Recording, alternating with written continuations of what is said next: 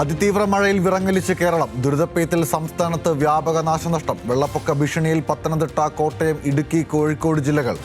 സംസ്ഥാനത്തെ 6 ഡാമുകളിൽ red alert. മലയോര മേഖലകളിലും തീരപ്രദേശങ്ങളിലും ജാഗ്രത.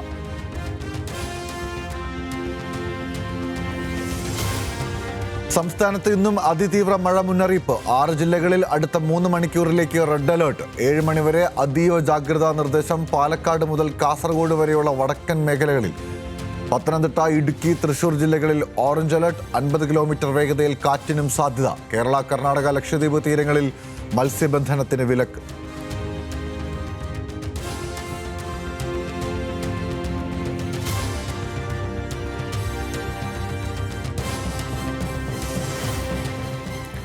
കനത്ത മഴയിൽ മധ്യകേരളത്തിൽ പ്രളയക്കെടുതി. റാന്നിയിലും ആറന്മുളയിലും വിവിധ പ്രദേശങ്ങൾ വെള്ളത്തിൽ. കരകവിഞ്ഞൊഴുകി പമ്പാ നദി. താഴ്ന്ന പ്രദേശത്തുള്ളവരെ മാറ്റിപ്പാർപ്പിച്ചു. കോന്നി, റാന്നി, ആറന്മുള പ്രദേശത്ത് ദുരിതാശ്വാസ ക്യാമ്പുകൾ തുറന്നു.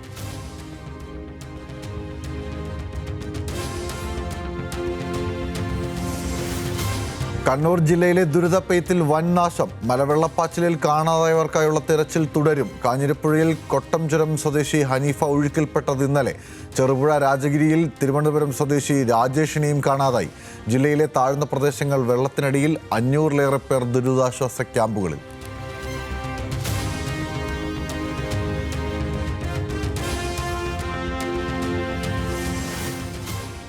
മഴക്കെടുതിയിൽ കോഴിക്കോട് കുരുന്നിന് ദാരുണാന്ത്യം. വെള്ളക്കെട്ടിൽ വീണ് ചികിത്സയിലിരിക്കെ 2 വയസ്സുകാരൻ മരിച്ചത് കാപ്പാട് കണ്ണങ്കടവ് സ്വദേശി നൌഷാദിന്റെ മകൻ മാഫിൻ ഇറാഷ്. അപകടം വീട്ടുമുറ്റത്തെ കുഴിയിൽ വീണ് കഴിഞ്ഞ ദിവസം.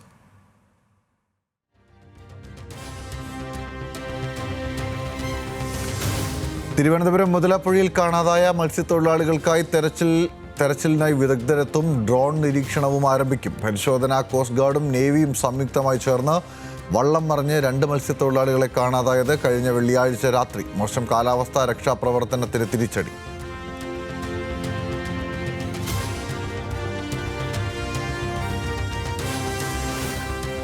ഉരുൾപൊട്ടലിന്റെയും മണ്ണിടിച്ചിലിന്റെയും നടുക്കത്തിൽ ഇടുക്കി ജില്ലയിൽ ശക്തമായ മഴ തുടരുന്നു. വിനോദസഞ്ചാരത്തിന് പൂർണ്ണ നിരോധനം. അനാവശ്യ യാത്രകൾ ഒഴിവാക്കണമെന്ന് ജില്ലാ കളക്ടർ. വിനോദസഞ്ചാര പ്രവർത്തനങ്ങളും നിരോധിച്ച് ജില്ലാ ഭരണകൂടം.